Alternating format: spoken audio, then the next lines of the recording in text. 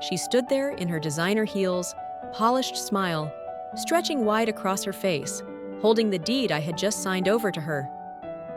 Claire, my sister, the golden child, the one who swept in after both our parents were gone and walked out with everything but grief. "You're really giving it to me?" she asked, eyeing the old family home like it was some kind of trophy. I smiled. "Yes. The house is yours now." I didn't flinch. I didn't blink. I just handed her the keys like they weighed nothing. She thought she'd won. And maybe she had, if winning means snatching up what someone else spent their life maintaining. The will, the accounts, the jewelry, the insurance policy. She got it all. She'd called it simplifying the estate. I called it erasure. But I let her have it. Every cent, every item. I didn't even argue, not once. Instead, I gave her the one thing she hadn't asked for the house, the one that leaned a little more each winter, the one whose pipes groaned in the night, the one our parents built from bare studs and sweat and Sunday afternoons, the one that held stories behind every wall and secrets under the floorboards.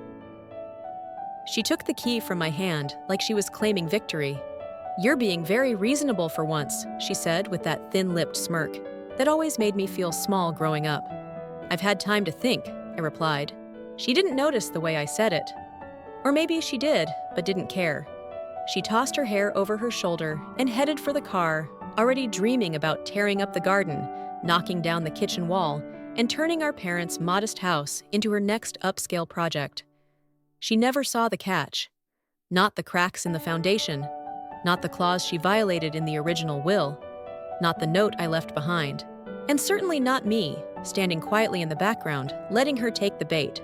I drove away without looking back. Not because I was defeated, but because I knew what was coming. 3 weeks later, I got the first call. "I thought the wiring was updated," she snapped. "The electrician says it's a hazard." "Oh," I said. "I guess Dad never got around to that." Then came the plumber, then the roof, then the mold. Each week brought another problem, another invoice, another voicemail, and finally, she found the letter, tucked under the attic floorboard, folded in the yellowed linen Mom had used to wrap keepsakes. The paper was soft, worn at the edges, but the message was clear. "To whoever holds the key, this house carries weight. If you take it, you take the burden and the truth." Signed, the one who stayed. She called again. This time her voice was small. "You knew this would happen." I didn't say yes. I didn't say no. I just let the silence speak for itself. Because when someone steals everything, sometimes the best thing you can give them is what they thought they wanted. And watch as they realize it's more than they bargained for. Claire had always been the golden child. She was born with those bright blue eyes, perfect teeth, and the kind of charm that made teachers overlook her missed homework, and Mom beam with pride at school functions. Even when we were little, people would say, "That one's going places." And she did. She went to college, out of state, graduated with honors, got a fancy job in marketing, and married a man who owned a boat before the age of 30. She wore pencil skirts and red lipstick, and spoke in that confident, clipped tone that made people stop talking and start listening. Me, I stayed home. Not because I lacked ambition, but because someone had to. After Dad's stroke, it was clear he needed round-the-clock care. And Mom couldn't do it alone, so I took a job at the local library and came home every evening to help with Med's dinner bills and bath time when he couldn't bathe himself. Claire visited once, maybe twice a year. She'd breeze in with new handbags and gourmet coffee and leave before the hard part started. Mom used to say, "You're our rock. Claire is our star." I smiled, but it stung. Stars shine, rocks just hold the weight. When Dad passed, I thought maybe things would shift, that Claire would step in or at least stand beside me. But she showed up just long enough to speak at the memorial pose for a photo and fly home. Then Mom got sick. Pancreatic cancer doesn't wait. It eats and it erases. I watched her shrink into herself over those last few months. I gave her morphine when she could no longer bear the pain. I spoon-fed her until she whispered, "No more." And when she passed away quietly one morning, I sat by her bed for hours, just breathing. Claire arrived the next day. She didn't cry. She walked through the house like she was appraising it, opened drawers, peeked in closets, asked where the safe was. I was still in my robe holding Mom's favorite mug like it could hold me together. "We should get ahead of the estate stuff," she said already, tapping into her phone. "I've got a guy." And just like that, the separation began. She had documents. She had answers. She had confidence. I had grief. And hesitation. "I think Mom left a will," I said softly. "I'll take care of it," she replied. "Trust me, I did. That was my mistake." A week later, the bank account was emptied. The jewelry gone. The furniture listed online. A lawyer sent me an official copy of the will, one I'd never seen. It left everything to Claire. Everything. When I called to ask, she said it was cleaner this way. "Besides, you still have the house." Like that was a favor. But even then, I didn't yell. I didn't argue. I just said, "Okay." Because after a lifetime of being the one who stayed, I had learned something she hadn't. Sometimes the one who shines isn't the one who survives. At first, Claire didn't even mention the house.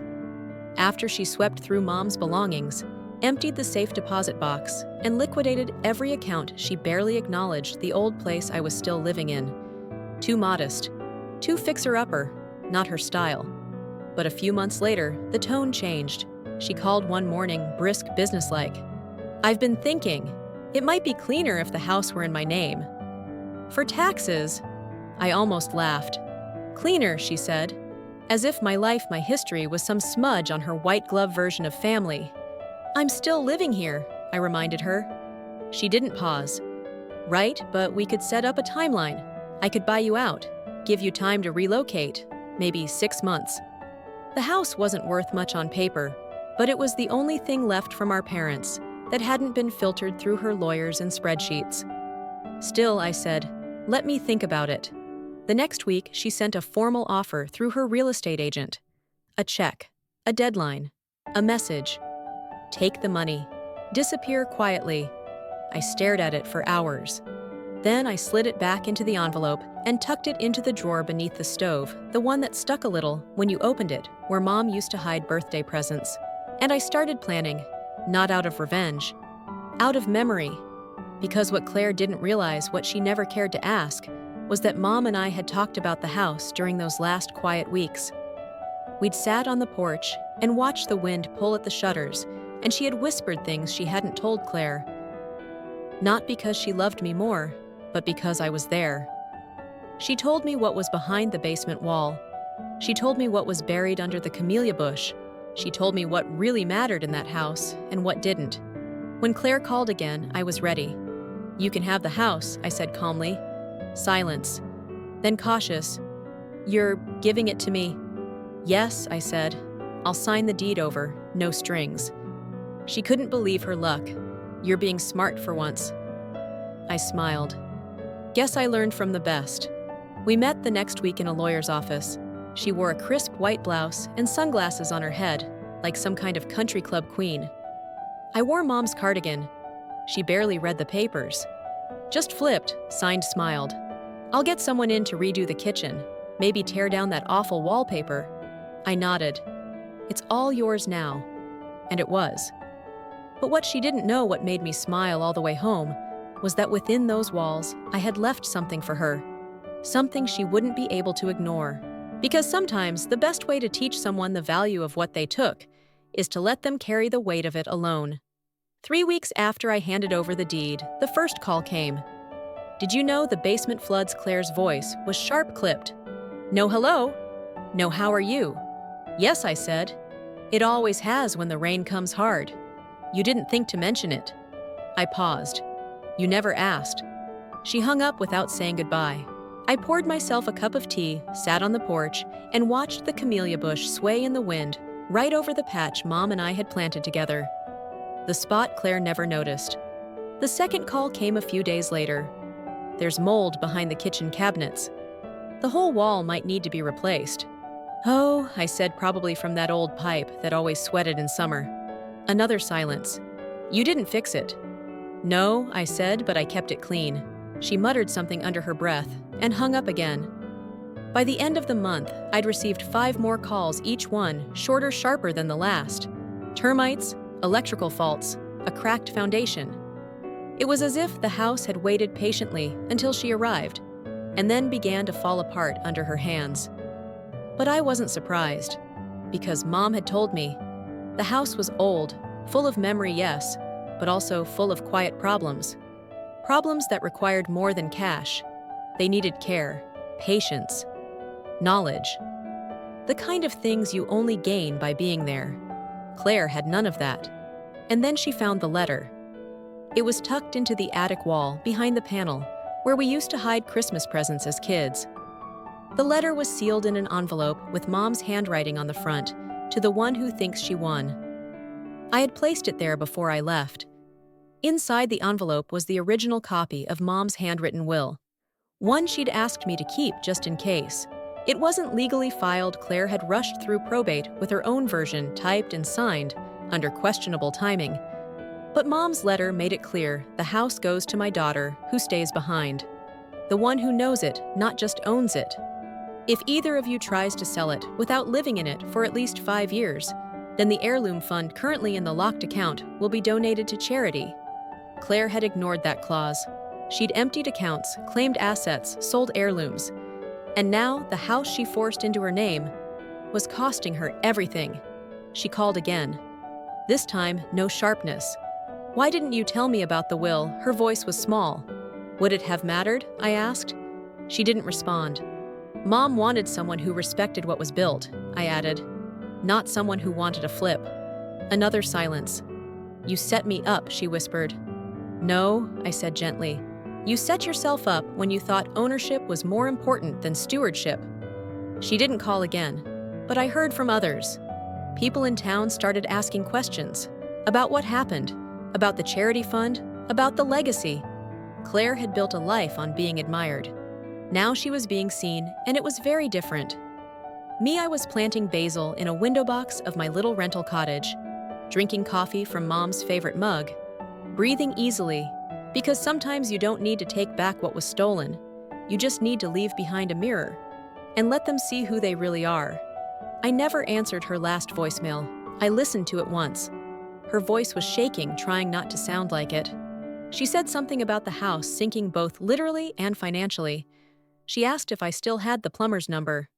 She tried to laugh, but there was no laughter left in her, and there was no response left in me. I had already let go. Let go of the need to prove anything. Let go of the guilt I'd carried for years. Guilt for being the quiet one, the one who stayed, the one who watched Claire sparkle while I swept the kitchen floor.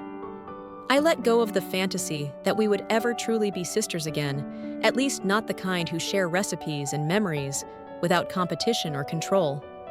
I didn't need the house. I didn't need the money. What I needed was peace. And finally, I had it. In my small rental cottage, I baked with Mom's old tin measuring cups and brewed coffee in the kettle she kept for company. I hung a single picture of her by the front door, her laughing on the back porch apron, dusted with flour, one hand waving like she had just said something wildly inappropriate and delightful. People in town still asked questions. They'd seen the article in the paper. They'd heard rumors. Someone even asked if I would open a small pie stand in the square. I smiled. Maybe. One day. But not out of revenge. Not out of pride. Out of love for my mother. For the quiet legacy she left behind. For the part of me that had always believed doing the right thing would matter. Eventually. As for Claire, she sold the house. Of course she did. But not before it cost her far more than it ever gave. The renovations drained her savings. The termites kept coming back. The city flagged the property for structural violations. By the time she signed the papers, she didn't walk away with a profit.